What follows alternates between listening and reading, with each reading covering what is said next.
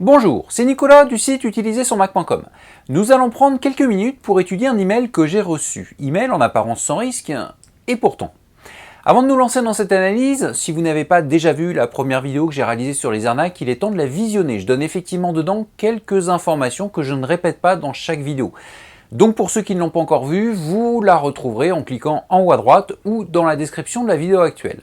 Et tant que j'y suis, je vous rappelle que vous pouvez vous abonner à la newsletter de mon site. J'offre effectivement aux abonnés de ma newsletter des conseils exclusifs qui ne sont disponibles ni sur le site utiliser-son-mac.com ni sur la chaîne YouTube correspondante. Pour s'abonner, c'est gratuit et c'est en cliquant ici que ça se passe. Maintenant que vous êtes tous abonnés à ma newsletter, sans exception, et surtout maintenant que vous avez tous vu la première vidéo dédiée aux arnaques, je vais passer à l'email que l'on va analyser aujourd'hui. Alors l'analyse va se faire en 3 points. Tout d'abord, les raisons principales qui m'ont tout de suite fait comprendre que c'est une arnaque.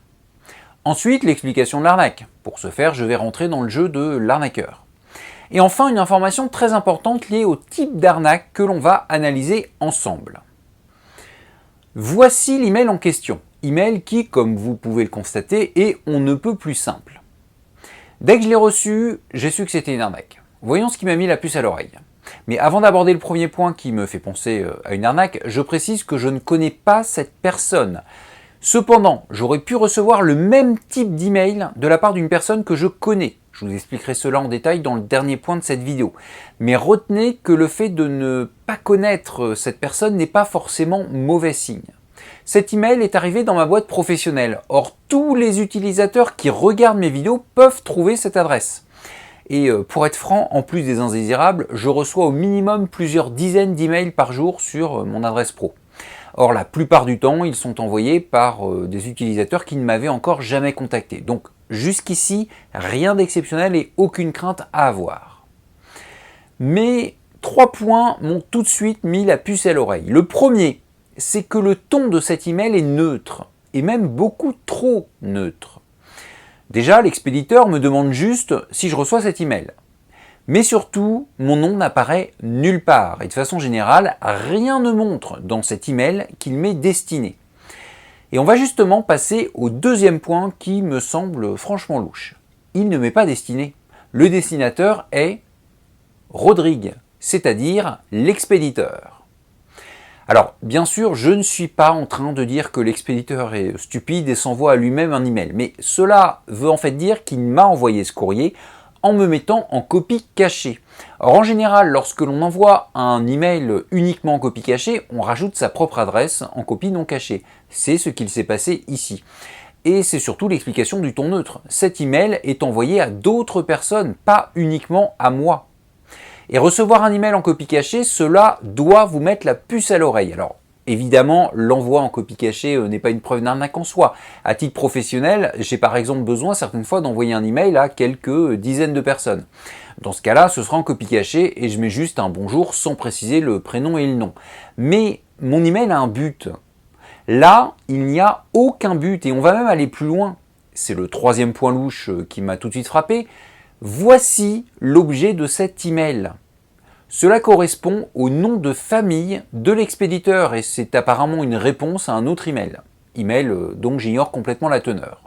Donc rien qu'avec ces 3 points, j'ai tout de suite su qu'il fallait le mettre à la poubelle ou du moins dans les indésirables si votre anti-spam est activé. Mais même si c'est une arnaque, vous ne savez peut-être pas en quoi c'en est une. Comme je voulais vous le montrer afin de vous protéger de cela, j'ai joué le jeu et j'ai répondu à mon interlocuteur.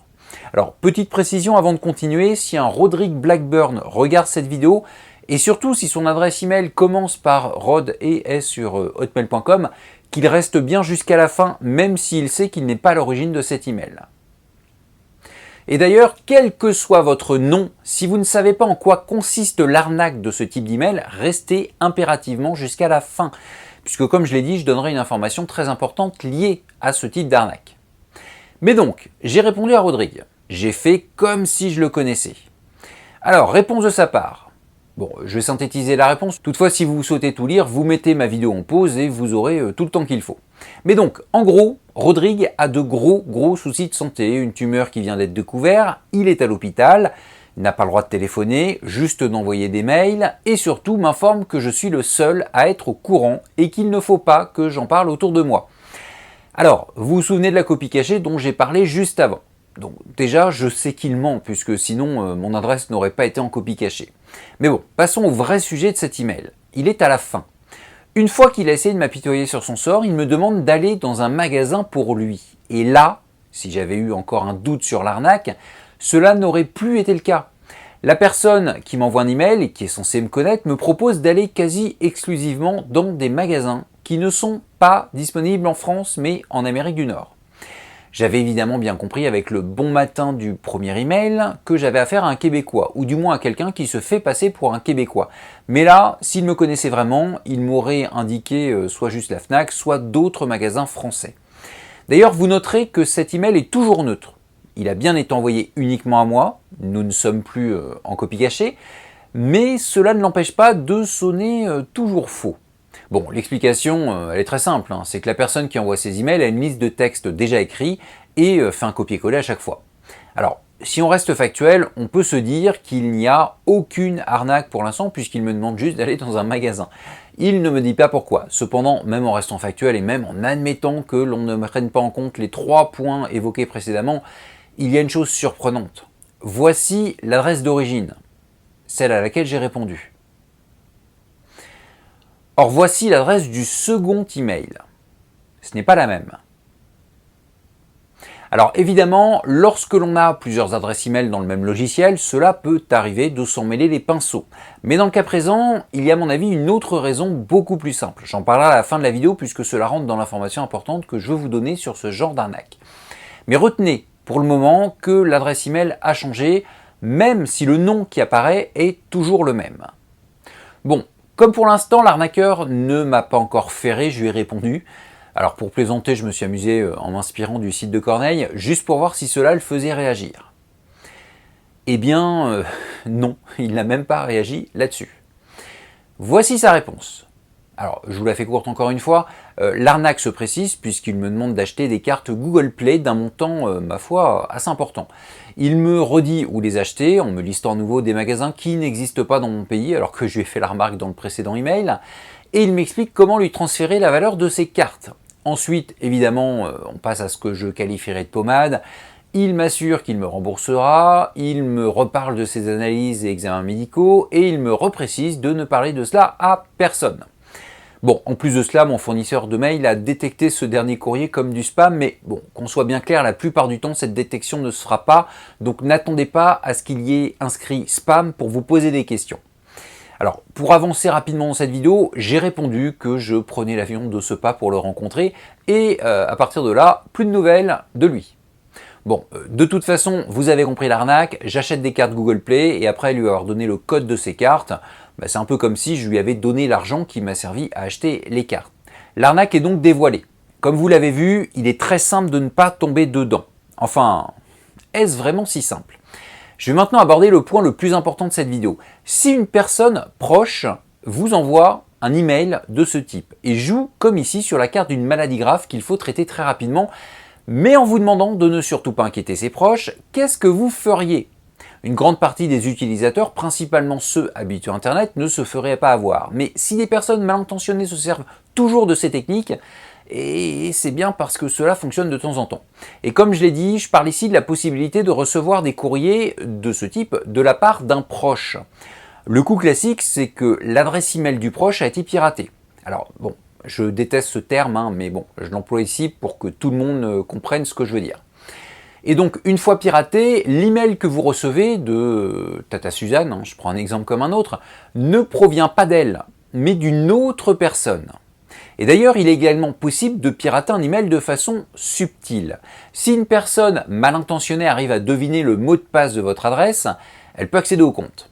Mais suivant le nom de domaine de l'email, plutôt que de changer le mot de passe, ce qui ferait que le vrai utilisateur de l'adresse verrait tout de suite le problème, puisqu'il ne pourrait plus y accéder, eh bien l'imposteur peut réaliser une redirection vers son email à lui, afin que les réponses aux emails qu'il envoie soient transférées vers sa propre adresse, son adresse à lui. et soit supprimé en même temps de l'adresse d'origine. Avec cette technique, votre proche ne saura peut-être même pas que quelqu'un utilise sa propre adresse pour arnaquer ses propres contacts. C'est d'ailleurs peut-être ce qu'il s'est passé dans la situation de cette vidéo. Souvenez-vous, l'adresse email de départ n'est pas la même à partir du deuxième email. Alors, c'est juste une hypothèse de ma part, mais cela pourrait être dû à une redirection vers un autre courrier. Mais bon, bien entendu, il y a une façon très facile de vérifier que vous êtes face à une arnaque de ce type. C'est de passer par un autre mode de contact afin d'être sûr que vous parlez bien à la bonne personne. Une sorte d'authentification à deux facteurs, mais dans le monde réel. Par exemple, vous téléphonez au proche qui vous demande de l'argent afin de vérifier que c'est bien lui. Alors, ce que je dis a l'air évident et surtout imparable. Et c'est bien pour cela que dans les emails que je vous ai présentés aujourd'hui, la personne insiste pour que je ne téléphone pas.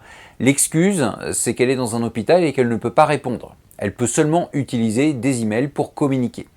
Alors, pour la petite histoire, ma femme a reçu il y a quelques années un email de sa sœur, email qui lui annonçait qu'elle voulait lui parler, mais uniquement par courrier électronique.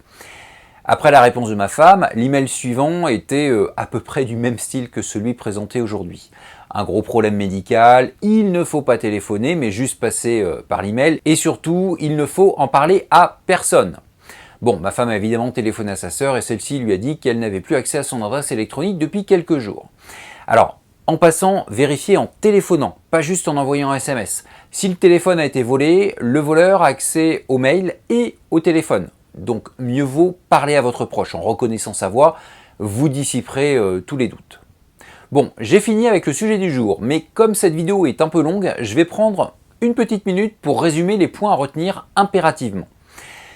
Le type d'arnaque abordé aujourd'hui est très simple. Une personne mal intentionnée vous envoie un email, soit à partir de l'adresse de l'un de vos proches, soit à partir d'une adresse que vous ne connaissez pas. Dedans, elle vous demande de la recontacter par mail. Dès que vous lui répondez, si vous lui répondez, elle vous explique qu'elle a de graves problèmes, en général de santé, que vous ne pouvez pas la contacter autrement que par courrier électronique et surtout que vous devez ne parler de cela à personne. Ensuite, elle vous demandera de l'argent, comme par exemple dans le cas de l'email d'aujourd'hui, via l'achat de cartes Google Play. Pour ne pas se faire avoir, il y a deux règles très simples à mettre en œuvre. La première, c'est qu'il ne faut jamais effectuer un achat pour une personne que vous ne connaissez pas. Ça paraît simple à dire, mais je préfère le dire. Et la deuxième, c'est que si vous devez effectuer un achat ou un envoi d'argent à l'un de vos proches, eh bien assurez-vous que c'est bien lui en utilisant une autre manière que l'email de le contacter et de préférence parlez-lui. Imiter une voix n'est pas à la portée de tout le monde. Donc on peut considérer que vous êtes couvert si vous le reconnaissez au téléphone. Bon, j'ai fini de parler de cette arnaque, maintenant un petit message personnel. Si un Rodrigue Blackburn regarde cette vidéo et si son adresse email ressemble à cela, je pense qu'il aura compris qu'il va devoir changer le mot de passe de son adresse email. Donc Rodrigue, faites-le sans tarder et n'hésitez pas à envoyer un message à tous vos contacts dès que c'est fait pour les prévenir du mail que je viens d'analyser dans cette vidéo. Cette vidéo est finie. Si vous avez déjà reçu des emails comme celui que je vous ai présenté, dites-le moi juste en dessous dans les commentaires. Comme à chaque fin de vidéo, je vous invite évidemment à la partager au maximum autour de vous, surtout si vous avez des proches qui ne sont pas à l'aise avec Internet et qui pourraient se faire avoir par ce type d'arnaque. Comme dans ma précédente vidéo, je rappelle que si ce type d'arnaque existe toujours, c'est qu'elle fonctionne et que de nombreuses personnes, de trop nombreuses personnes, tombent dans le panneau. En plus du partage, évidemment, vous mettez un petit pouce vers le haut si vous l'avez trouvé intéressante. Abonnez-vous également à ma chaîne YouTube et à la newsletter de mon site. J'offre gratuitement aux abonnés de ma newsletter des conseils exclusifs qui ne sont disponibles ni sur le site utilisersonmac.com ni sur la chaîne YouTube correspondante. Si vous ne vous abonnez pas, vous me devrez 5 cartes Google Play. Bon, plus sérieusement, je vous donne rendez-vous pour une prochaine vidéo. À très bientôt.